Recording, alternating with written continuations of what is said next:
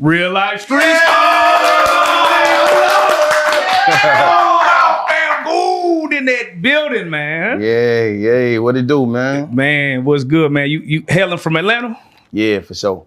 That's crazy. I'm originally from Macon, though. You know what I'm saying? I like to make sure I make that clear. I live in Atlanta, though. Got you. What's the difference for people that don't know? mean, but like, how far is Dallas and Houston like 4 hours apart? Oh, Macon ain't that far from Atlanta. Macon like an hour. Oh, okay. You know So it's saying? like Dallas Fort Worth type shit. Yeah. What's the difference like the swag, the difference, or the food? Like, what's the difference between Macon and Atlanta? No, Macon, it's a cultural difference. Gotcha. You know what I'm saying? Like, the mentalities are a lot different. And Macon, you got it's a gang bang environment, you know what I'm saying? Versus Atlanta, they be on more get money, player, pimpalistic, you know what I'm saying? Gotcha. Outkast and all them brothers, they laid it down to where, it became more like a pimping culture, more like a player culture, more like a sauce culture. That's what's versus up. Macon, you know what I'm saying? It's all about gangsterism and gang banging and stuff like that. Got you. Cause Dallas, man, one of the eras we went through was a dance era. And the gangsters didn't really like that. So it was kind of like we killed our own movement. So like for y'all, did y'all go through that in a sense when y'all had the snap? Y'all had some shit that wasn't gangster, y'all had some shit that was gangster. Did y'all go through that phase where it was like, man, we don't want that? Even now, you know what I'm saying? Like Macon, they don't really do no dancing. You know what I'm saying? They recently just trying to come up with the new bop. You know what I'm saying? They was just sea walking and bee hopping and shit like that and making it was gang related dances. Versus Atlanta, you know what I'm saying? They got the swag, they do all the the dances and shit. So even now, with me, I don't even do too much dancing type. I don't do too much movement because that ain't how I was raised. You know what I'm saying? Right. I was raised like gangsters don't dance, real niggas. And so I never really got the different. I never got the sauce though. But the crazy part is, gangsters don't dance, but y'all boogie though. Yeah, you know so what I'm what's saying? the difference? Like a boogie, you still kind of hitting that hoe a little bit. You feel me? Like I always been kind of like not the dancing type. You know what I'm saying? But I wish I would have kind of learned to do the little moves and stuff. Cause now I don't really feel comfortable even trying to do them little moves. I ain't never really did them in my life. So now all the young they be doing all the TikToks and bobbing and all this shit. I'll be just like, that shit cool, But see, I come from the era where you had to get up behind the girl and just test your luck out. Yeah, she look back. Yeah. It might go left, it might go right. I mean, that even go for the gangsters, when they go to twerking, you just stand there. You feel me? Hey, I always see the gangster nigga just get twerked on, hitting the L in the corner like, no. Grab a thigh. Yeah. Nah, y'all be tripping. Yeah. But now we got GoldMouf in the building, man. Sometimes we like to start with the punchline and work our way back. So we gonna do that. Cause you've been going viral, my boy. You've been going viral. You've been online. The altercation that you put out there that you and Jeezy had over 50K. Can you break that down for us? Cause it just kind of just hit my timeline. I was like, what so we gotta go there first? We gotta go there first, bro. Gotta go. Fuck this shit, I'm going. Gotta start with the punchline. Hey, nah, man. So I want everybody to know, you know what I'm saying? It ain't with me and the Jeezy situation. It ain't a new situation, you know what I'm saying? Me and Jeezy got a real rich history together. Right. So a lot of people was wondering like how the Can you break down the history? Like yeah. A lot of people was wondering why, how the did I get up on Jeezy and stuff like that. Right. You know what I'm saying? But we got a history together. We were actually friends in the street, a long time before I went to prison. I was his first artist. Oh, okay. CT, what was it? It was called Young Guns at first. Young Guns. They said you founded that. Yeah. Got you. So me, Jeezy, and King, we founded Young Guns with a couple of other partners, Kojak and Kid. And before then, even before the Young Gun era, me and Jeezy had a group called Felony Bound. Off Itchabon Records, you know what I'm saying? It was with Osborne and Kima Sean. Shout out to them. Duncan Block Forever. So those brothers, we was doing music before the Young Gun era. So when the Young Gun era came in, that's when we would start really getting money and getting known out here. We had the Lexus, the Benzes, all the fly cars, all the jewelry, etc. But this is when he wasn't even rapping, right? This was when you was at the forefront? That's when I was rapping. You was at the forefront of the okay, I was the forefront of the movement. Gotcha. So, you know what I'm saying? Like, we had a real rich history. We even, dibbled and dabbled in the street stuff together. Right. So, I consider Jeezy a brother. So was it, so I'm gonna pause you right here because BMF is a part of his story. So was it? Yeah, BMF came a lot later. Okay, gotcha. Yeah, Jeezy was already a made hustler before the BMF came. You know what I'm saying? We've been getting money before that. You know what I'm saying? Not saying that when the BMF came, it didn't open other doors that otherwise probably wouldn't open for them. Right. It did definitely have a huge impact on what was going on. Gotcha. But, you know, before that, I'm talking about the making shit, before the transition to the Atlanta shit. You see what I'm saying? Because he's from there too, right? Nah, yeah, he's from Hawkinville, but he lived in Macon. We invited him to the hood, so we welcomed him to our block. So, you know what I'm saying? He became one of us. Gotcha. So a lot of people don't know that, you know, me and Dawg had a real extensive history together. Right. So, you know what I'm saying? I don't want to thinking like just pushing up on a legend and, you know, trying to get no clout or make no name, you know what I'm saying, for himself out no lane shit like that, because that ain't what it is. Right. So, what happened was when I got out of, you know, Jeezy blew up. You know, he went solo after I went to prison. Right. And we're going to touch on that for sure. Yeah. So when I got out of prison, after doing 17 years, I had heard a lot of lame, you know what I'm saying, about the homie that the homie had changed, but you can't really see nobody changing who then, you know what I'm saying, put on your boxes and, you know, y'all switching out jewelry, standing each other house, eating out of the same plate, and we got the same dreams. So you don't see, you know, we ain't aware how greatly money and fame change people. How long were you away, for those that don't understand the time difference that we talking about? I was gone 17 years. Got you. So from one point you seen him to 17 years later, you see him and he's different, or you see it throughout the jail period? Nah, you know what I'm saying? Every time I called or whatever, you know what I'm saying? Every time I spoke to him, you know, the homie seemed like he was the same person. Gotcha. But I think when he, you know, went up there to the Def Jam or whatever and got around people like the, you know, the Jay-Z's and stuff and all these different type of people, I think that's when he started to really like change up on, you know, change up on the streets of the shit that he always knew. Right. And he wanted to be just completely corporate now. He ain't want to, you know, have no ties with the streets or with the streets, I guess. You know what I'm saying? I can't never get that far. I don't give a you know what I'm saying, how deep I get into it. I'm gonna be like Birdman, you know what I'm saying? I'm gonna always be that street, that with the money, that nigga that still with my homies, that ain't never turning my back on my unless they don't want to grow with me. Right. You see what I'm saying?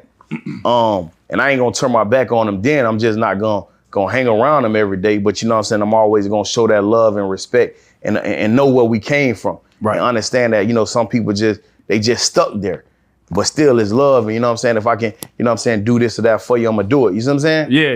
Yeah, I'm gonna stay connected to my roots. I ain't gonna never disown or renounce my roots, what made me and where I come from. Right. You know what I'm saying? So, you know, they do be saying like, in order to elevate, you gotta leave certain people behind. Do you feel like he looked at it like, man, in order for me to get to the next level, I have to I mean, he already to the next level, but that don't mean you can't, you know, that don't mean you can't reach back to the community and, you know what I'm saying, go, you know, speak to people, speak to juveniles, or you know, one of your partners that helped put you or started you in a rap game who ain't did no harm or hurt to you. That don't mean you can't, you know, with them to a certain degree. I'm saying we gotta, you know, hang out together every day or no shit like that, but you still wanna stick to your roots. You know what I'm saying? I don't know, like, you know, you look at Birdman and his whole crew.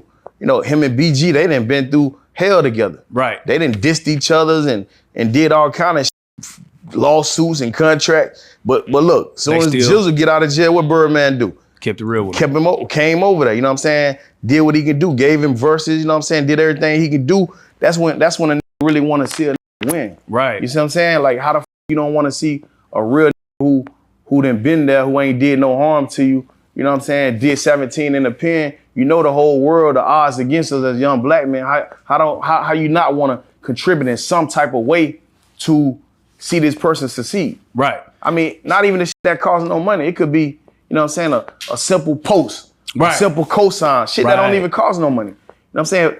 I feel like this, like, if I got a homie that I know is all the way solid, you know what I'm saying, and ain't did me no harm, ain't killed my mama, ain't did no lame shit. And you got a shoe shining company. You shine shoes for a living. And I done made it. I'm gonna let everybody know I get my shoes shine right here. My word of mouth, the best. Yeah. If you got a car wash company, you washing cars in the hot sun, nigga, I'm bringing my Lambo to you because I know what you done been through. Right. I know your story. I ain't saying I'm gonna do that for everybody, but I'm gonna do it for you, cause nigga, I know if it went for you, I wouldn't even be rapping. So paint the picture for me. So you know, 17 years you get in. What year did you get out?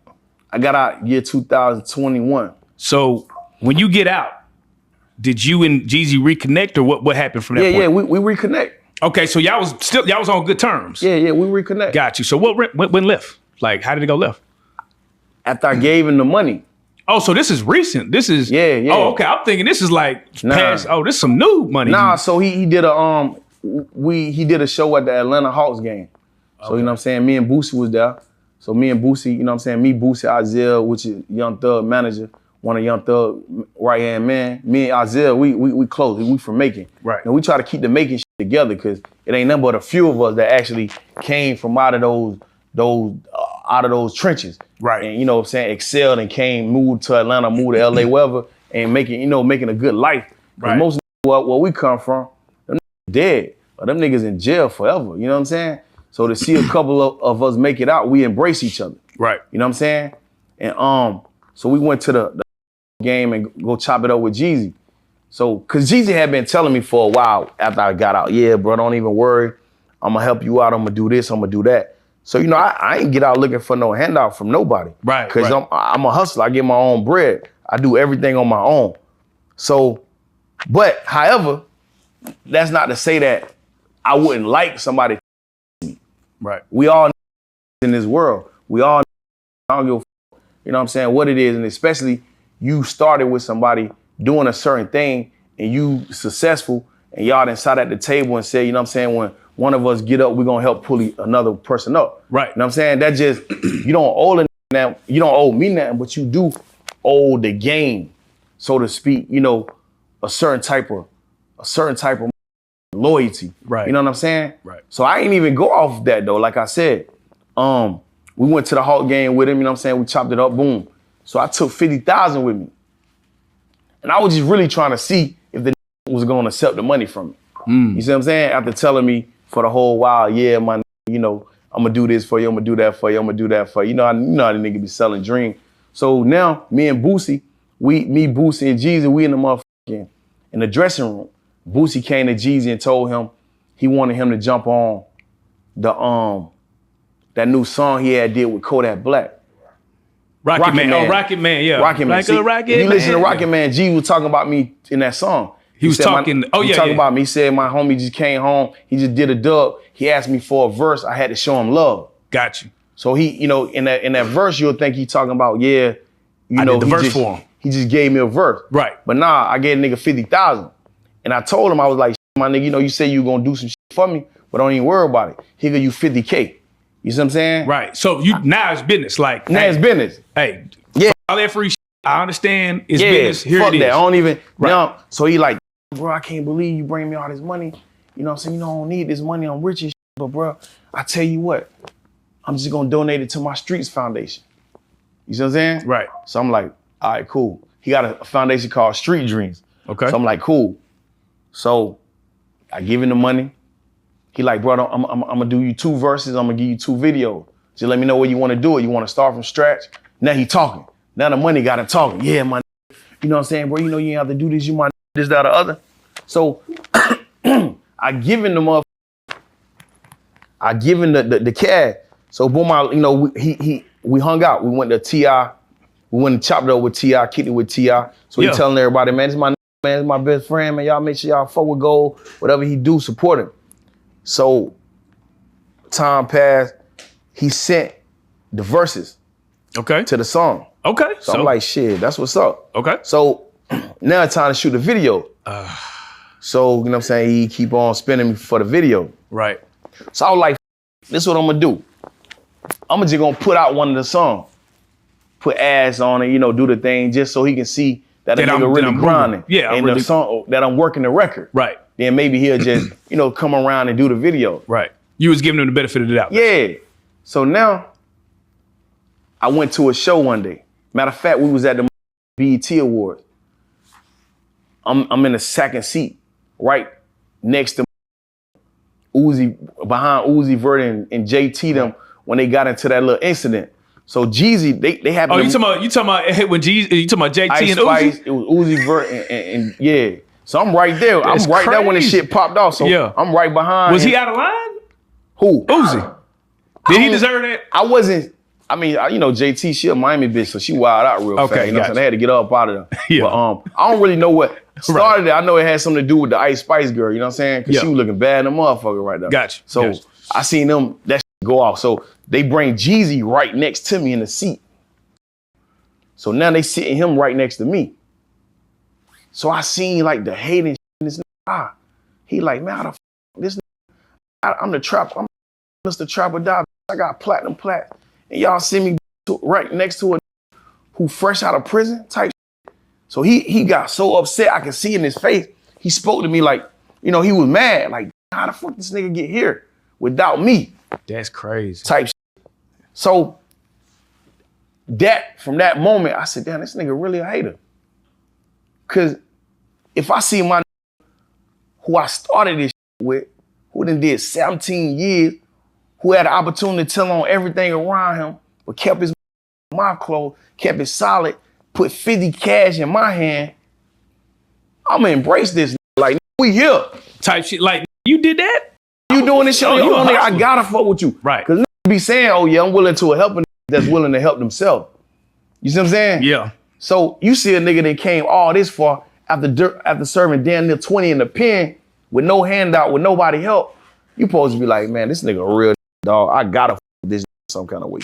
Instead, the got mad, told the people to move him somewhere, and I ain't even see him no more. Right. So I said, this is what kind of time the homie on. So I'm seeing this shit now. So when I got ready to put out the song, guess what? The went and cleared the song to come out. So now, he pulled an industry move because that's it's industry robbery. Yeah, because they'll take the money. It's called the brown bag thing. They'll take the money, act like they're gonna fuck with you, and not get it cleared. So now I can't do nothing with the song. Wait, did you call them and be like, yo, what? When I called him, the number was changed. So now I can't do nothing with the song. So I called an assistant. His little gay ass assistant I called his little gay ass assistant and said, my like, what's going on with dog? Tell dog I'm still ain't nobody to play with. Right. You know what I'm saying? Because he already know, like, I don't play game. Right. So I was laying on this shit, like, now hopefully he do the right thing. Right, because in your mind, you probably, because you got love for him, you probably still like, maybe, let me. Yeah. You know what I'm saying? Damn. So fast forward in time, a lot of people in this camp was calling me like, hey, bro, you know, dog gonna be over here tonight. He'll pull up on him, man. You know what I'm saying? Get you straight about that shit. I'm like, nah, man, I ain't gonna do that shit. Right. I'm gonna just, you know, give it some time. Right. So time passed, and I got a call from my brother. He was like, man, this shit happened the other week. He like, bro, I'm at MCK, a nightclub type restaurant in Atlanta. So I'm like, all right, I'm pulling up. So Jeezy wasn't there when he was there though. So by the time I got there, my brother had already left. So I'm by myself. You know what I'm saying? Right. So I walk into MCK and goddamn long story short, I see Jeezy Ferrari parked in the back. I know he the only one in the city with his car. You see what I'm saying? Right. So I'm like, dog up in this bit. So, you know, I'm still on some chill shit. It ain't even, you know, it ain't that. I ain't come here for no. Right. I ain't trying to get no clout, cause nigga, if I would've came in this bitch for clout, I would've had my cameraman right there on spot, slapping the shit out this and putting that shit on TMZ. Right. You feel me? But I ain't come there for that. I came on some shit like, so when I go back there in the VIP section where all the so-called rich niggas be, you know, they only got, exclusive, rights to go back there. Right. I go back there too, cause I know the owner. Right. So I see Jeezy. He over there in the cut, sipping champagne and, living a good life. So I'm like, damn, this is okay, cool. So I push up. I'm like, what's up, my nigga? Boom, he dapped me up. Man, what up, bro? So boom. So he was talking to somebody. Right. So I'm, paying my respects and letting him finish the conversation he was having. So I sit there for like 15, 20 minutes just on some humble shit, letting him, talk. So I was really trying to get up out of there. So I look at my watch. I'm like, man, this nigga done let me sit here for 20 minutes. What's wrong? This trying me. So his security was there. Yeah. So one of the was talking to me like, man, you see that acting funny, man. he trying to avoid you. He ain't trying to talk to you, Gold. I'm like, oh yeah?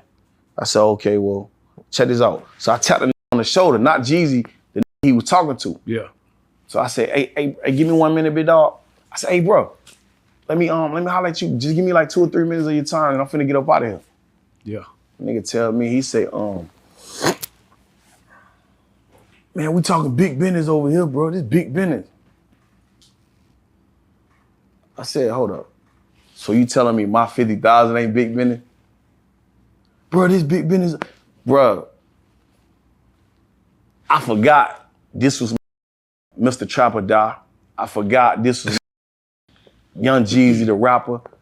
All that shit went out the door. I immediately blanked the out. So you telling me my $50,000 ain't big business? I work hard and take real risks for my shit. Ain't no one in hell I'm finna let no play with me. I don't give a who a. So get what I do. He was drinking out of the cup he was drinking out of. I grabbed that champagne cup, threw the look in his face and slapped the shit out of him. Bah! Bitch. He couldn't believe it. I know soon as he felt that shit, he said, man, this nigga Milk still on that bullshit, man. This nigga still don't give a f. And so all the scuffles and shit, all this shit, the security, you know, all this shit, he up to 5 in the club. Who? Jeezy. Oh, okay. So I didn't, you know, I ain't even know. I ain't give a fuck, you know what I'm saying? Right. Cause you know, truthfully, I was by myself. Right. And I ain't finna let no try me in no kind of way. So you don't think that was like a little bit of a crash out mission just to go dolo? I'm a crash out. Gotcha. I'm a crash out by my shit. Got you. My nigga, I did 17 and a half in prison amongst killer gorillas, rapists, and yo, so you just standing on straight principle. And the nigga ain't never took shit from me, man. Right. Nigga ain't never took a Roman noodle soup from me. So what the f I look like letting a in the free world take anything from me, man. Yeah, it was a crash course. Damn. But I'm telling you, I blanked out. I ain't even know. Right. I still got that making prison mentality. Like when nigga put me in a box or don't f with me. Right. If you ain't ready to put me in no box, homie, don't f with me. Cause I ain't no industry. Yeah. You know, the industry, they feel like they can do anything to a as long as they got their security and their crew, ain't shit gonna happen to them. You know what I'm saying? Right. But I'm not of that mentality. And I don't give a f about, no talking about they gonna blackball me. I don't give a f. I never got no money out of the industry. I mean, out of the industry. So my money always came from the streets. So you can't blackball the streets. Right. You feel me? It's harder. I feel like it's way harder to blackball now with all these independent platforms. Cause before it was like, you can't go on nothing. Now it got the independent. Yeah, my team was like, man, you with man, Jeezy. Nigga, Jeezy pay my motherfucking money, nigga. I ain't letting no play with me. So it's basically like, cause I was thinking like, you know how like you got a partner and you could have, it could be, man, that, but because y'all got some type of love, it could always get back somehow. So are you saying that this is just way too far, or is it just a misunderstanding? Now, what I mean by that is this, man. I'm not gonna let no play with me, bro. Right. You see what I'm saying? I don't hate the homie. You know what I'm saying? It ain't no shit like that. It just at that particular moment, homie, you disrespecting me and my paper. Right. If Jeezy would have been like, man, bro, just chill, we're gonna get to it. I got you, bro. You know, I would have kept it moving. Right. It would have gave me some type of hope. It would have been like some type of respect. Yeah. That at least he respected my money. Facts. He never had to pay me a day in his life. But don't make it blatant. Don't make it a blatant you about my paper. Why do you feel like he came at it that way? That seems kind of wild. Like, because it seemed like y'all was on the same page. It just seemed like he just went left for no reason. Because fame, damn, money and fame, man, it's a dangerous drug. It's a dangerous combination, man. You know what I'm saying? Like I heard Jay-Z say in a song one time, he said, man, I have to cut myself just to make sure that I still bleed. Because you got so many people around praising you. Anything you say and do, they yes man, and they going to get your water. You can't do no wrong, and people admire you and idolize you, and you begin to feel like you God. It give you a God type feel. I heard Kanye West say that shit before. God complex for sure. Yeah, you get that God complex, man. And these niggas have that God complex the way they feel like a lot of the laws of the streets and a lot of the laws of life don't apply to them no more. Right. They feel like they can do and say anything to anybody, and it's cool because I'm such and such. Until it happened to them. And then they realize, I put the wrong person. Yeah. Yeah. You see what I'm saying? That's crazy, bro. It just, like, you know, you being who you are, right? You know, you experienced that. You know, you go live. Again, that's how we all find out about it. Did you get any backlash from going live? Or like, what was the responses from you going live? Because I'm sure y'all got mutual friends. You know what I mean? I mean, truthfully, I got a bunch of, because I'm not an internet. Exactly. I just did that shit because you were frustrated probably, like. I did it. I don't go to I didn't do that out of frustration. I'm not going to say that. Right. I did that strategically because I'm not an internet. I do a lot of shit that'll never be in the internet. I never could put it on the internet. You know what I'm saying? Right. You know, Jeezy mentioned me in a song. He was talking about, you know, I was a serial killer. Like this is what the streets talked about. You know what I'm saying? Not saying that that's true, right. But these niggas know what it is with me. Right. So I did that, like I said though, on some strategic shit. I said to myself, if I can't get the money, this ain't gonna pay my money. I'm gonna get my money out the blogs. You know what I'm saying? So calling me like, bro, why you went to the internet? It ain't happening if it ain't on the internet. You know what I mean? You know how much I done out here that ain't on the internet, don't even know happened. If niggas knew my real life, my real legacy, if that shit was on the internet, it ain't happening if it ain't happen. If it ain't recorded, it ain't happen. Right. Do you feel like that's why so many of the young niggas are actually rapping about it, like, you know, word for word, like you see King Von and shit, they was bragging about it. So yeah, I think they doing this shit on some reckless shit though. Got you. You know what I'm saying? They just really think it's okay until they end up in court. Right. And they be using those lyrics against them. Yeah. You see what I'm saying? With me, I did it on some strategic shit. Right. Knowing it ain't no murder. Right. Knowing it's just a that didn't play with my money. You know what I'm saying? So since you want to play with money, now I'm finna let the world know that you play with a lot of money. And everybody know this though. Like so that's the word around town. I mean, everybody who he didn't dealt with, anybody. I can call a million, you know what I'm saying, names. I ain't gonna be name dropping. But everybody know that they play games like that. You see what I'm saying? So I didn't know that because I was in prison. So you were vouching for him, not even realizing what was going on. I'm out here vouching for the homie. I'm out here, you know what I'm saying, speaking up for the homie. Like on the night of the Gucci situation, the verses. I'm the first nigga he called. What'd he say? Me and my crew, he wanted to come stand in and come rock with him. Oh, for the verses, got you. Got you. So me and him, after the verses, we go to the compound. You know what I'm saying? We standing up. He got me standing up there with him. Cause you know, I'm the face of the streets, like in real life. Right. You know what I'm saying? So he got me standing up with him, you know, Gucci and Pusha, all these young over here and they mean mugging and shit. So was that real? Because we couldn't figure out how that even went down. We talking about somebody who allegedly murdered somebody who sent somebody after him. So we all looking like, when they announced that, we was like, no way. But see, it go to show you how to be for real. Like, be willing to sit down with who really don't with them when it's a matter of money. Right. When you can benefit from it. When it's beneficial to your career or what you got going on. A got real big names. But you ain't willing to sit down with a like Kinky B. You know, a who you done ran out with his $5 million, a who actually y'all started $5 million. Y'all started CTE together. This your who ain't did nothing with you. You ain't willing to sit down with these type of, you know what I'm saying, who ain't did you no harm, no wrong, but you willing to sit down and benefit from somebody who they murdered one of your partners and on the stage disrespecting you like, yeah, we smoking on such and such. That was crazy. Yeah, but you can take that.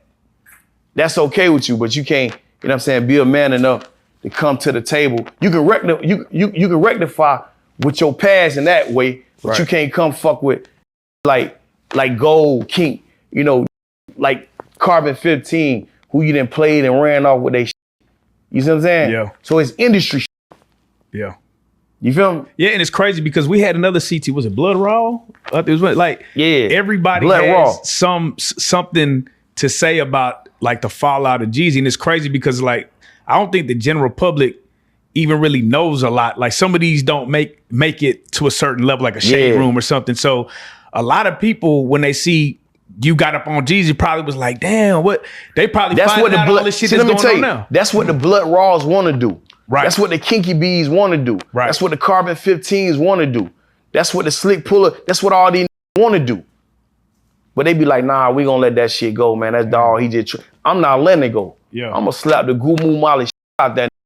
That nigga play with me, home. It is what it is. Yeah. You gotta understand, like I was cut, and dude know this about me. Right. Dude know this about me in the streets. When he got in the street, beef in the streets and making.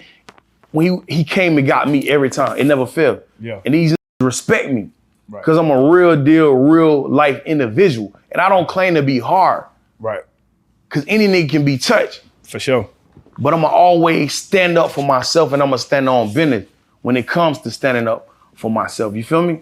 Now, you got a song you just debuted. What we doing? Yeah. Tell us about, we're going to touch on this song, and then we're going to take it back to the backstory because you got an interesting backstory. Let's talk about the song that you got. Can we put a little bit out there, like what's going on? Okay, so you have a new song that's coming out on your album. It's called "What We Doing." Shed some light on that song that you put out. Yeah, so the album, I mean the song "What We Doing," it's a song, you know, in reference to the Jeezy situation. Right. You know what I'm saying? Everybody on the internet was saying I was clout chasing, you know, trying to just create a narrative about a legend, right? About about Jeezy, whatever. But in the song, you know, I addressed the situation, like, you know what I'm saying, like what we doing, like. I went to the club. I ain't go to the club for that. Right. I just came to the club and just so happened to bump into you. I was by myself. I wasn't with all the Famgoon. I wasn't with the ops. I wasn't with all the bros. Now, if I came to the club to do something with you to you with 100, and that's some sucker shit. Right. You know what I'm saying? I came by myself just trying to get an understanding about my paper. And that's what the song is about. Yeah. You know what I'm saying? Addressing the clout chasing shit, you know, addressing the fact that, homie, I ain't want to put hands on you. Your arrogance made me put hands on you. Right. You feel me? And you know that I would put hands on you, but I think the money and the fame gave you the God complex, so you forgot that I've been putting hands on nigga my whole life. Oh, man. You feel me? Yeah, that's a hit. Now, the only question I have is, right, because we went through 4 of the tracks, you went 4 for 4. Yeah. That song is a hit. Why not have a video? Like, I feel like things are just time of the essence, right? It's like, I feel like had you dropped that and then next thing you know, that video came out, I feel like that would have been phew. So why not just apply the pressure now? I'm about to do it now, but it'll show you that shows you that nothing that I did was staged. Right. Because had that shit been staged, nigga, I would have been dropping that video and that shit the next day. You see what I'm saying? Yes, sir. Yeah. So that just show you that the shit wasn't staged at all. Right. Like, I'm just really on some real nigga shit. Like, I dropped the record in relation to that situation so that people get an understanding about what happened, because I am an artist. Yeah. I always been an artist. Yeah. You know what I'm saying? I went to prison for a long time, but I'm an artist and I need to be recognized and respected as such. You feel me? Right. But you gotta let the industry know and the world know that you're gonna stand on business when it comes time to standing on business. You feel me? Hell yeah. Because if not, they'll take advantage of you. They'll push you and push you and push you, my nigga. And this ain't that type of situation over here. You feel me? Straight up. So going backwards to the childhood, right? So in my notes, it says that you dropped out of school in the 6th grade. Yeah. How do you do that? How does that happen? I mean, 6th grade? Like my mom and my dad, you know what I'm saying? My dad was in prison. My mama, you know, she was strung out on drugs. I don't really want to make no real statement towards us because she just died recently. Damn. But, rest in peace. Rest in peace. Yeah. So mama, she just was lost at some point. Right. And I used to go to school with holes in my shoes, you know, and I ain't feel right. You know, wasn't laughing or picking on me or nothing like that because they know I would have beat them up. But I just didn't feel right going to school at that age, and I felt like I had got into the drug game at a young age. I was a lookout boy on the corner. What age did that start? Well, you know what I'm saying, around the end of 5th grade, 6th grade. Damn. But I became a full-time lookout boy, you know what I'm saying, in the 6th grade. While the older OGs used to be selling work, I used to be walking around on the corners looking out for the police. So whenever I seen a police car, something that looked like a police car, I get on a walkie-talkie and I'd be like 12 you know what I'm saying, one time, you know what I'm saying? So they paid me $20 off the 100 every time they made $100, they'd give me $20. 20% is stay out there and look out, you know what I'm saying? So like, how much would you? What was the craziest amount you made in one day? In one day? Yeah, I probably made like $160. I ain't made no crazy. As a 13, 14 year old, that is crazy. You know what I'm saying? $160. You know, but that was a lot of money to me. Yeah. Some days, some weekends, I used to make $220. You know, that was enough for me to, you know, put a little food in the fridge for my sister and them, and you know, get some new shoes, or next time shoes on my other sister. You know, just to try to be a man in the household. So after that, you know, I started stealing bombs and shit from a lot of the other dealers. If a nigga hired me to be a lookout boy, when I seen them put they dope down, I creep over there and I steal they dope out the bushes. You know what I'm saying? You already knew what time it was. Yeah, so when I take it to my mama, she'll help me get off this Damn. through her friends, and she used to come smoke with her. Yeah. So that's how I got started in the streets, you know what I'm saying? Like moving work and, you know, just begin to make money in the drug game. Yeah. It's crazy, right? Because a lot of the cats that I know, you know, that's really entrenched in the street, they all have the same type story. Like they really start real young. You know what I'm saying? And then when you start seeing some of these cats now, it's like they taking it to a whole different level of violence and all that. Do you think a lot of that stems from the parents, to just the foundation? Like, do you feel like if you had a different foundation, your life would have went different? Nah, honestly, man, I think that shit stemmed from the music. Damn. You know what I'm saying? From the music and the movies. Like back in 91, what's important, I think it was 1991. Yeah. When all the head labels, Sony, the Universals, the Priority, all these records, these major chairmen and record labels got together. Yeah. And they said they wasn't promoting no more positive music. Back before then, you had the Queen Latifah, the you know, all these different records, the MC Lights, the KRS-One, the KRS-One. They was dropping knowledge to Public Enemy. You know what I'm saying? Yeah. But what happened during that era? They came and said, you know what?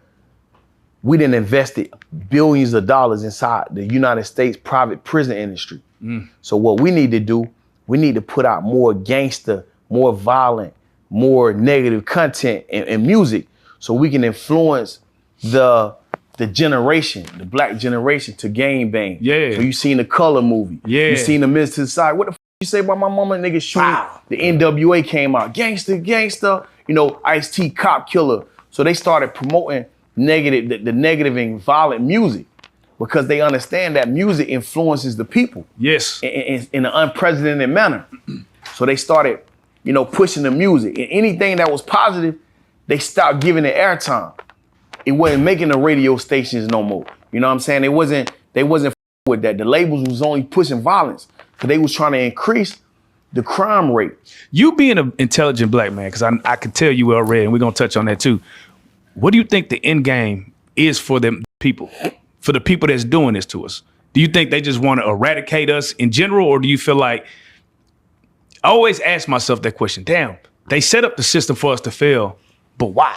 It's about population control. And it's about maintaining control and power over the world. Right. You know what I'm saying? We pushing towards the new world order. Right. That's why over here in America, you got so many different ingredients inside of foods and tater chips and snacks that is banned in other countries. Yeah. They put all these different strychnine dyes and all these different genetic modified organisms and all these different dyes in food. That's killing us. That causes cancer. Yeah. That causes diabetes, you know, that causes high cholesterol and all these other situations that create illnesses, so we can die, so we can continue to die out, so they can do what they call population control. Right. And that's a part of the new world order. But, so I always ask this question, right? And violence and music is a part of that push too. For sure. So hell yeah. If you look around, bro, you know what I'm saying, and I ain't, you know, I ain't gonna name drop, right? But you look at all the successful artists nowadays. Yeah. They all talking about slime. All talking about slime. Even niggas that ain't killing. Yeah. That's the only thing. That's the only thing that the label's pushing. Right.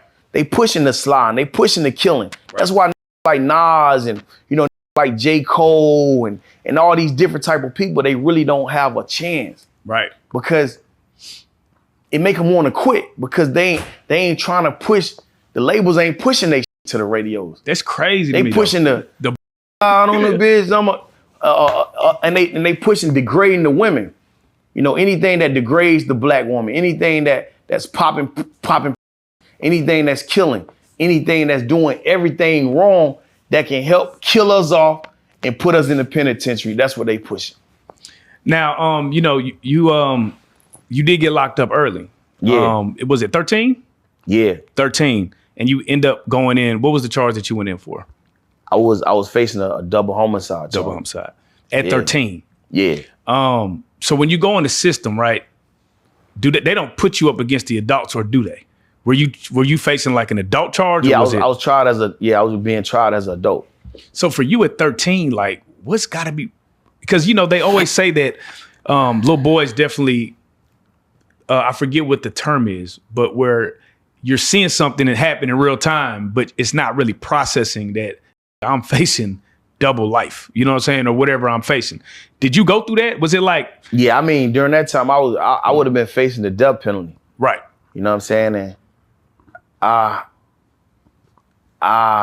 was young, you know what I'm saying? And I was just going through the situation.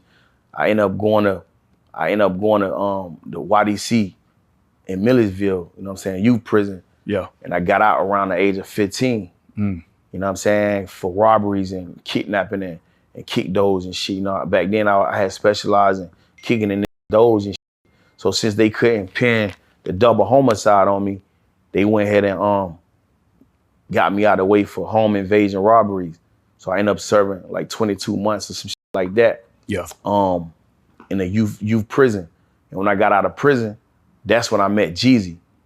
So I had to be like, 50, going on 15. Gotcha. That's when we linked up and we started doing the rap shit together. Got you. So that's why the bond was so special. Yeah, it's supposed to have been special. Right. But nowadays I learned, man, like industry and most people, they only concerned about a viral moment. Yeah. They only care about money and clout, money and fame. Right. You know what I'm saying? Nothing else in the world really matters to them. Not even their own mothers and brothers and shit. That shit don't even matter to them. All they want is the money. Right. And then you hear these songs saying they'll give anything to get such and such back. But when such and such was here, you ain't hold them down. You ain't do shit for such and such. Such and such needed medication. You ain't pay for no medication. You know what I'm saying? You let such and such die off. Now, if I can get such and such back, you know what I'm saying, you'll give all this shit back, man. Go on with the cap, man. Right. You feel me? So, they end up saying you did 17 years, but you wrote 2 books in prison. Yeah. How were you able to even, because, you talk about dropping out of 6th grade. So I'm sure at some point you got your knowledge up. People made you, I'm sure somebody pulled you to the side like, hey man, you need to get on these books. What was the process for you to be even able to get to the point to write a book? Because that's a big accomplishment. As a youngster, I was always advanced, man. I was smart as like even before I dropped out of school in the 6th grade, I was a straight A student. I won trophies in math and reading. So when I went to prison, an old school dude named Leroy. He actually pulled me on his wing and told me, listen, you need to start studying law. You need to read. You need to improve yourself. You know what I'm saying? Improve your literary skills, improve your education, knowledge. And that's how you're gonna be able to conquer the world. Right. Without true knowledge and true information, you ain't gonna be able to conquer shit. Right. You can have all the street sense in the world, but you gotta be able to academically apply yourself to these books, because there's a lot of shit in the streets that the streets don't teach you that you need to learn and know in order to get ahead in the business world. So I started, studying and reading. Right. And I used to read a lot of books. Give me some books for those who don't. One of my favorite books is called Account of Monte Cristo, written by Alexander Dumas. You know what I'm saying? That book is so amazing, man. A lot of major elite prestigious universities, they had to study that book. It's a real psychological book. And I read books like, of course, the 48 Laws of Power, even the 50th Law of Power. You know what I'm saying? The Art of War, the Art of Persuasion, all these different books in order to cultivate my mind, to have the discipline, to have the understanding that I needed, that if I ever got another opportunity to be a free man, I can come out here and I can apply the knowledge and information that I learned in those books, and it'll, help me live more stable and more balanced life. That's hard. What were the name of the 2 books for people that don't know that you wrote? And where can I wrote a book called Life Before Rap. Yeah. The rise of Jeezy's rise to stardom. Yeah. And I wrote another book called First Verse. You know what I'm saying? Those books can be found anywhere on Amazon. They still selling. Actually, they do real good. They continuously giving me residuals, you know what I'm saying? That's dope. Every 3 months. So they still doing pretty good. And actually, in the penitentiary, a lot of my they hold on to my book Life Before Rap like the Bible. What's that about? You know, Life Before Rap sound like, because you know, yeah, you had a wild life, bro. yeah. So Life Before Rap, you know what I'm saying? It really talks about how me particularly, but how including Jeezy. Yeah. I used Jeezy back then for a selling pitch. Gotcha. You see what I'm saying? Because I know he was big and people that'll bring more attention to my story and my book at that particular time. And he was cool with it. So, but it talks about my life in the streets. You know, a lot of shit that I went through, a lot of the ensnarements and entrapments that a brother had to go through, you know, before the rap game came, before I got into the music industry. You know, a lot of the raw street shit that went on, you know what I'm saying? Yeah. I talk about a lot of stories and a lot of lessons that I learned, you know, in the streets, and a lot of people I came across that, you know, that made me be the person that I am. A lot of situations that built me to be who I am. You feel me? I got a question. I always want to ask this question, right? When, you know, you start trapping, right? At some point, you do make enough money to get out the game, but nobody ever gets out the game, right? Everybody make enough money to get out the game. Yeah, so what is it that keeps that person going when you're like, I do have enough money to get out this, but you know what I'm saying? I'm still fully in the game. You know what I'm saying? I'm still putting myself in harm's way.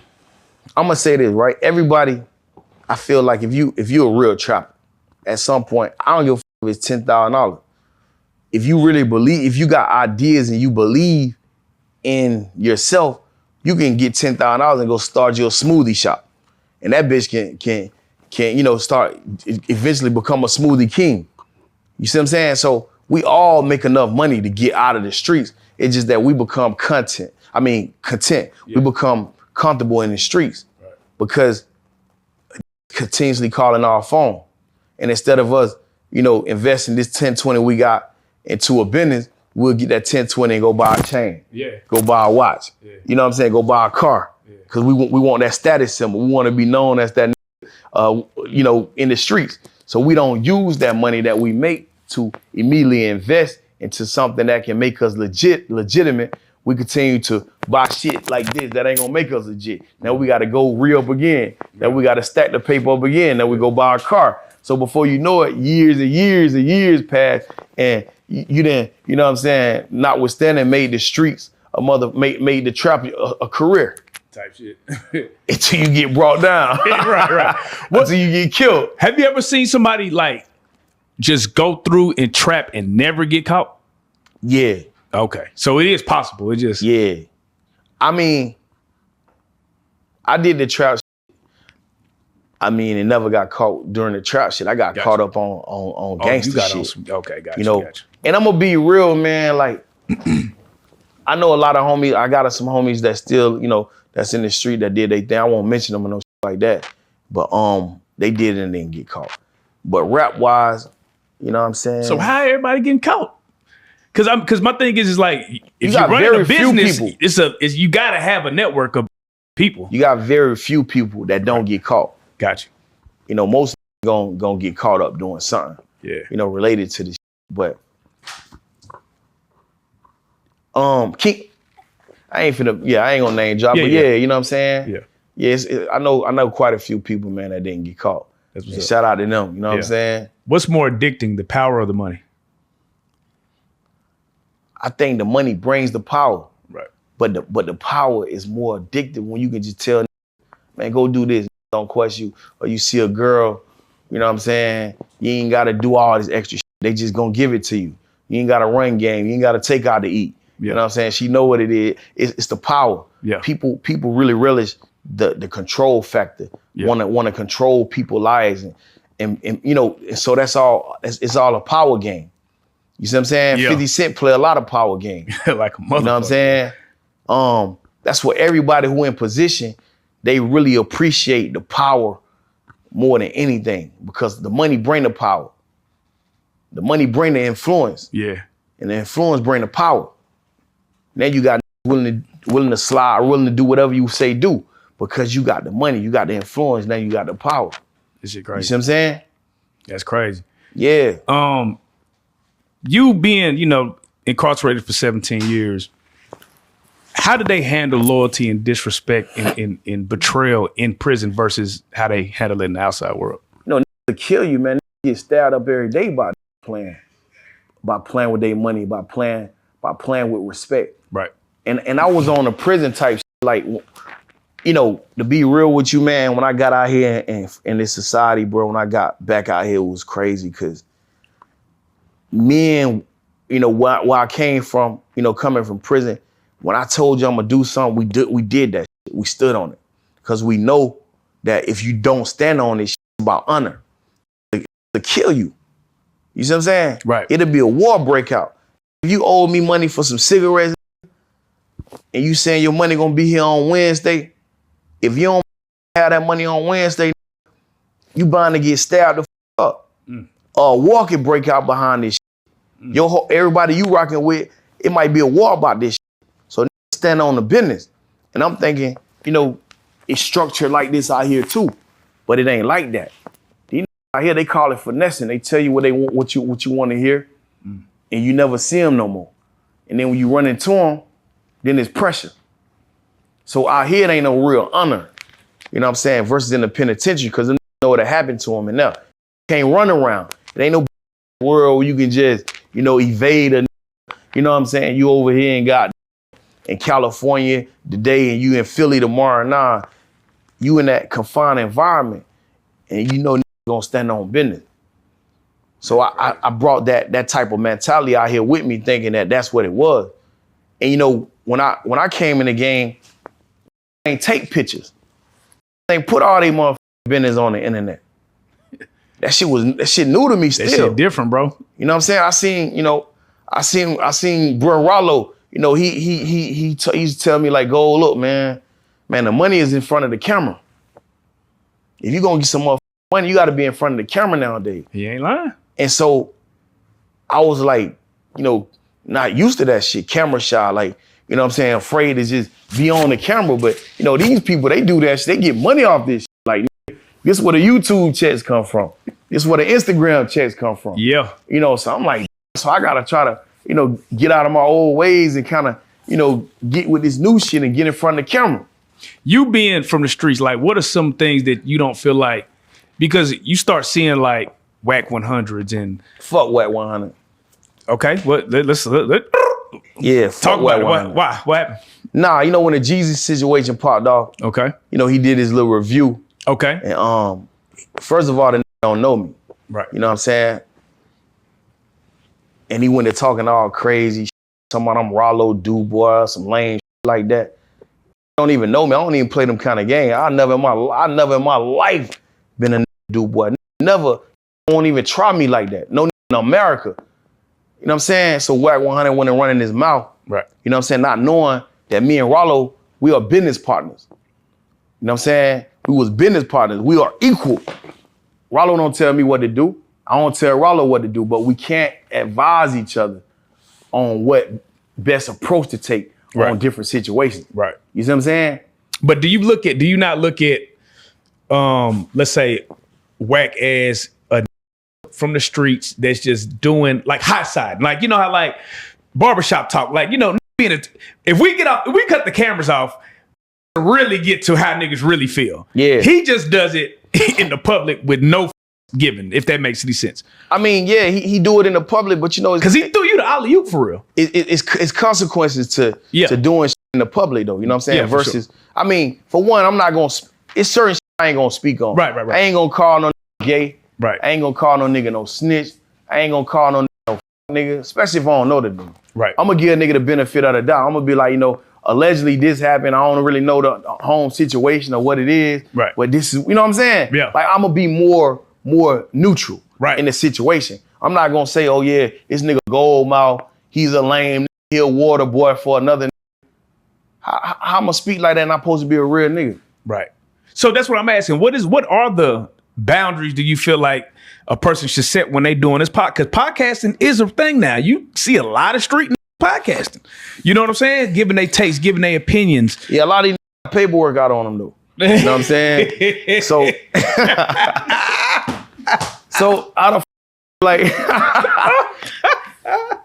so out of like Whack 100, you know what I'm saying? Gonna speak on a who done stood in that paint, did that time, ain't never opened my mouth about shit, came out, made myself a millionaire. Yeah. And ain't asked for shit, and really put in that work. You know, really had 11 bodies, like in real life. Yeah. So before speak on my name, like straight up, you know what I'm saying? Like, find out who I am in real life. Right. Because I ain't gonna speak on no if I don't know them. I don't give a fuck how much I get paid to do this shit. Right. I'm gonna keep it solid. And that's the thing. These be willing to sell their soul or put themselves in a situation for a little money or for a little clout. And that ain't what real street do. Right. When I slapped the shit out of Jeezy, I did that shit because that owed me paper. Right. I ain't do that shit just to try to, you know what I'm saying? On no clout shit. Yeah, just to try to throw a name around or play with a name or try to get no more clout out that shit. You see what I'm saying? Yeah. So when the Whack go to talking about my name, I'm going to speak on that shit. Right. So whenever mention Whack 100 to me, until we have a conversation, it's fuck Whack 100. Yeah. And get your paperwork right, nigga. All right, so let me ask you this. Top 3 wackest in Atlanta. Oh, shit. Oh, shit. See? You see how easy it is to get through? But if the camera was off. How the f you gonna ask a nigga what the top 3 wackest hey, niggas I just want to see if he's gonna answer. Who the fuck? Shit. Most of all them, I mean, a lot of whack, man. You know what I'm saying? Shit, you ask me. A lot of whack. So who do you respect, like, as far as, like, musically? Like, who do you jam? Like, who are you riding around listening to? To be honest with you, I ride around and listen to myself, man. Yeah. To be real, but I respect a lot of the homies in the music industry, man. I love what Future them doing, man. You know what I'm saying? I think Future is like the wizard of the music, you know what I'm saying? I fuck with Lil Baby. Lil Baby a real nigga, you know what I'm saying? I done been around him a lot. Yeah. You know, every time I've been around him, you know, he keep it 100. He really with his people. Yeah. You know what I'm saying? He look out for his people. I fuck with a lot of people, man. You know what I'm saying? I respect what the homie Yo Gotti doing. Yeah. You know what I'm saying? He putting a lot of people in position.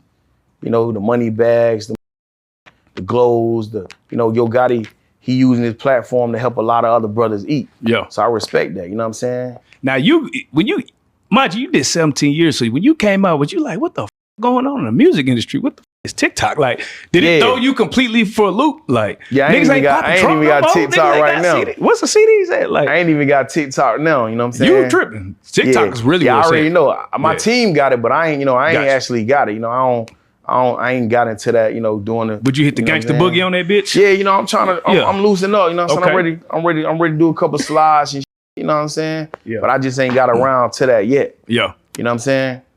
Man, let's talk about this new album you just debuted, man. You played us 4 fire-ass records, man. 2 Industry, man. When is that motherfucker coming out? That's a hit. That 2 Industry is a hit, bro. And you know, that's the thing, man, about making a lot of records. You get people's opinion, and you get with your team, and you try to figure out which record you want to put out, we need to put out. Right. And this person might be like, man, you need to put out what we doing. Yeah. And then these people might say, nah, man, it's 2 Industry. And then what you end up recording more songs. Yeah, and then now you got some new fire. And then you like, man, like, so it just is crazy, man, because you never really know what record to put out. Yeah. And the records that you overlook could be very well the record that the world just went in, and it could be a hit. So it's a tricky game when it comes to recording music and putting it out. So I was told, man, go just start putting that shit out, man. Just start putting that music out, you know what I'm saying, and just let the people pick. Right. You know, have 1,000 songs in the archive, you know what I'm saying?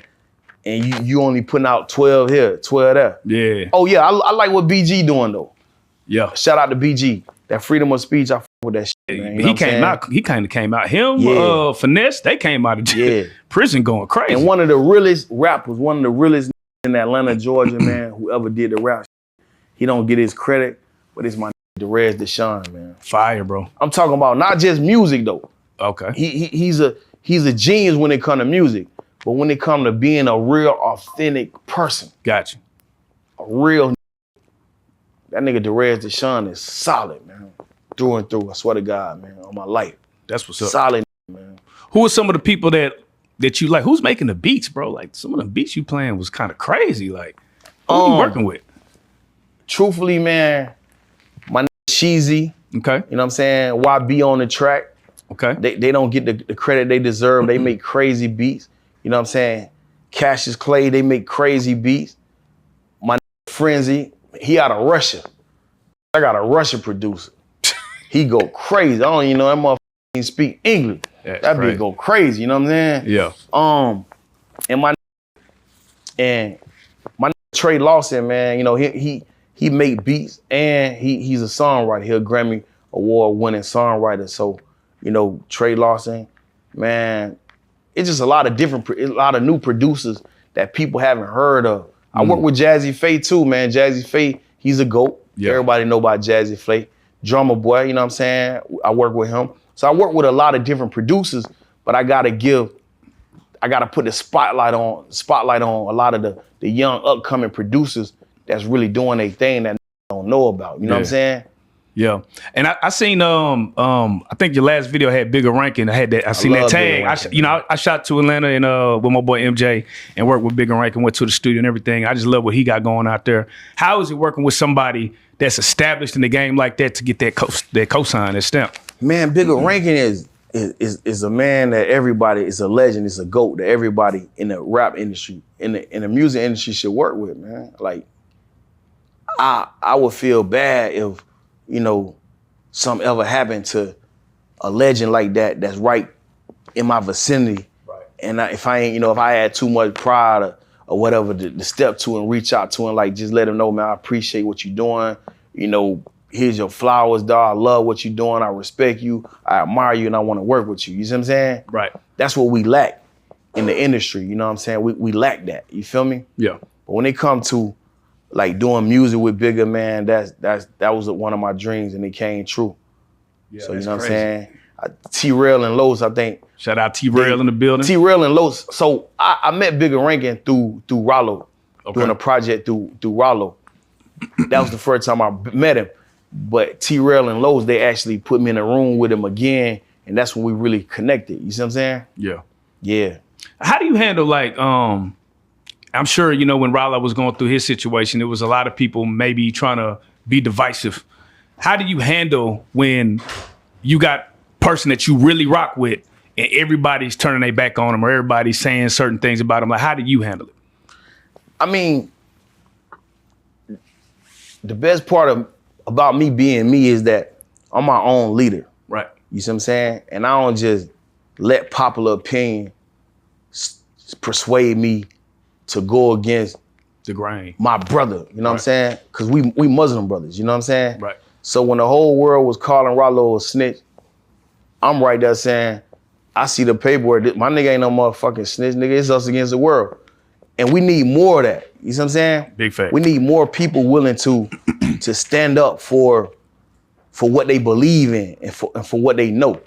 You know what I'm saying? Because brothers and sisters, they'll sell them out at any given moment if these people ain't gonna f with you. People would like to do what's popular. Right. You know what I'm saying? Whatever is trending, if everybody's saying this song hot, then you supposed to say well, this song hot too. Mm-hmm. If everybody's saying he a snitch, then they expect you to say he a snitch too. Nah, you know what I'm saying? I'm my own person. Ain't no finna convince me to go against my people when I got genuine love for them. You see what I'm saying? Right. And truthfully, man, I think we need more people like that in the world because everybody's so quick to jump on the wave ride and do this or do that. And they really don't have the facts. You see what I'm saying? So when it comes to the Rollo and the snitching situation, man, I stood there with brother a whole while, you know what I'm saying? Because as a Muslim, we supposed to stand beside each other. You know what I'm saying? And Islam is the thing that got us together. And as a Muslim, you know what I'm saying, I love Rollo, and I hate he had to go through that situation because nobody want no lame shit like that on their name, especially if they didn't snitch. Right. You see what I'm saying? I wasn't in that interrogation room with Rollo. You know what I'm saying? And, you know, he tried to play games with the feds from what I know. You see what I'm saying? Mm-hmm. And he realized that you can't play games with the feds. You see what I'm saying? And if I can't fault a from trying to finesse themselves out of a situation, as long as they ain't got no locked up. Right. You see what I'm saying? So, you know what I'm saying? I don't, you know what I'm saying? Like, I don't condone no snitching, first of all, because, you know, of course, I did 17 years in the pen, snitched on me. Oh, that's how. So I ain't finna be moving around with no snitching, with no snitch, you know what I'm saying? So, you know what I'm saying? The homie just try to play his card, try to do his finesse, and it ain't work, you know what I'm saying? So shout out to Rollo, you know what I'm saying? Hold your head, nigga, you know it's all love. Shout out to him. You know, I feel like the word snitch just get thrown around so easy, like the way that they try to do Big Meech. What is your take on that whole situation? When it came to the Meech situation, you know what I'm saying? Meech is iconic, you know what I'm saying? When as far as the culture, can't undo what Meech has done. Right. I don't give a what these say. I don't give a how they say it. You know what I'm saying? And, you know, I ain't got nothing against 50, but 50 is a rapper. 50 didn't walk in Meech's shoes. You know what I'm saying? Meech actually ran a real live drug organization, drug syndicate. You know what I'm saying? Touching $1 billion when couldn't even spell $1 billion. You see what I'm saying? Yeah. He put his whole crew in position to eat and to win. You know what I'm saying? So how the f I'm finna, I never did no shit like that. So who am I to say anything about a person like that in that situation? Right. I seen Jay-Z make an album called American Gangster after they know Frank Lucas had that toll on the world.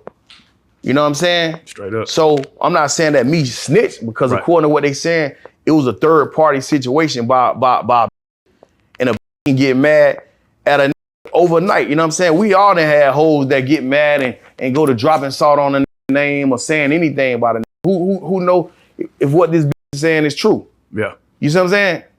50 Cent taking the word of a right. Because regardless, an informant at that. An informant, a snitch. Right. You see what I'm saying?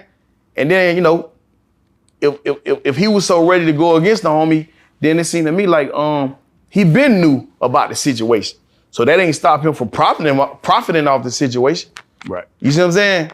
But you know, he got his character, he playing his cards however he want to play, you know what I'm saying? He one of them industry bullies, you know what I'm saying? He done made it, so he can do what the he want to do, you know what I'm saying? But Meech is a real deal street. Right. That went in that served 20 years, that really made a legacy. And 50 was so inspired by Meech's story that he wanted to do a TV series on his story. Type 4 seasons in, too. Yeah. So, I mean, that speaks for itself. If a so inspired from my story that they want to do a TV series from it, you know what I'm saying? Yeah. You can say what the you want to say, but you can't undo what Meech done, man. You know what I'm saying? So I fuck with Meech, you know what I'm saying? Shout out to Big Meech, you heard? I fuck with J-Bo, BMF J-Bo, man. Them some real man, you know what I'm saying? And I ain't gonna never try to undo what them did, man, because them niggas did some shit that haven't never been done in Legendary America. Man, before we get out of here, man, again, let them know what I don't know if you can leak the project name, but let them know what you got coming out, because you got some fire coming out. Yeah, so my new project called Who Is the Real GoldMouf? It'll be out in May, but I'm about to get ready to drop a single, the What We Doing single, addressing the Jeezy situation with a video. Yes, sir. It'll be out ASAP, so y'all make sure y'all stay tuned and y'all look for that shit, because that shit go crazy, man. I premiered it up here, you know what I'm saying? Y'all the first people to ever hear it. Yeah, that bitch. Hey, for all the new people that's tapped in now, because they like, this crazy. He my favorite rapper. Like, what do you want? What do you have to say to them? Like, what's something that they might be misconceiving about you? Just calling you clout chaser, all that. Like, what do you say to those people? I mean, for one, you know what I'm saying? Jeezy was my partner. You know what I'm saying? He, rap-wise, he's one of my favorite. You know what I'm saying? I never take away his music accolades. I never take away the work that he done. But the business that he did with me personally was up business. Right. And so I'ma stand on my business. When it come to my money, when it come to my that I work hard for, ain't nobody in America gonna tell me I'm wrong about my motherfucking money. You feel me? And if we could do that, if we could replay that situation, I'll slap the shit out of him again about my money. I'm just being real. Not the re-slap. Yeah, it'll be a re-slap. About my money, you know what I'm saying? Yeah. Because we should never have to, seriously though, we should never have to go there. Yeah. Men supposed to be men and do honorable business. Yeah. Especially when you dealing with a who done been out of the game, been in prison half of his life, trying to get out here and get reestablished. Yeah. If you can't contribute to that, if you can't help a brother get ahead, then don't stop a brother from going ahead. You see what I'm saying? Real shit. Don't take me back. Right. Nope. I got took back 50 back. That's a $50,000 L. You see what I'm saying? Crazy. Yeah. So if you can't help a ain't nobody forcing you to with me. Right. I ain't forced this man to get my money and put it in his hand. Right. I ain't forced him to do that. He could have said, no, dog, I ain't with that. You know what I'm saying? Go on about your business or whatever the case is. I would have been cool with that. Right. But don't take my money and feel that just because, you know, you a rapper and you all high and mighty, it's okay to do that and ain't nothing gonna be done. Right. Because you got me up, you know what I'm saying? Yeah. So no, I'm not on no dumb shit. I'm just standing on business, you feel me? Yeah. And I expect any man with dick and balls to stand on business, you heard? Real tough. When it comes to them. Yeah. And before we get out of here, Tank versus Roach Part 2, who you got? Man, I ain't gonna lie, man. Because Roach was on here. Man, Tank a Muslim. Tank a Muslim, man. I'm always rocking with the Muslims, man. You know what I'm saying? Yeah. Man, Tank, knock that out, huh? There you go. I'm rocking with the Muslims, man. You know what I'm saying? But keep it a bean. I'm keeping it a bean. I'm rocking with the Muslims. Fight though? Huh? Did he win the last fight though? Shit, the people say they draw. I don't know what the you talking about. The people say it was a draw. You feel me? Yeah. That nigga ain't switching up, boy. Yeah. I don't know what you talking about. Stand on business. Yeah. Oh, yeah. Man. Hey, man, you got any shout outs? Yeah, man, I want everybody to go check out my new single, man, Trapper of the Year, featuring Bigger Rankin and Trey Lawson. You know what I'm saying? It's on all platforms. I want y'all to go check out my other single called 3 the Hard Way, featuring Derez, Deshaun, and Reallyfe. That motherfucker fire, too. Yeah, y'all check out the video, running numbers up, you know what I'm saying? Just know, man, I'm not just the nigga that slouch Jeezy, man. I'm that nigga that finna be the biggest shit in the industry. Let's get it. Let's get it. And this is the best part. GoldMouf Famgoon, you are a real life street star.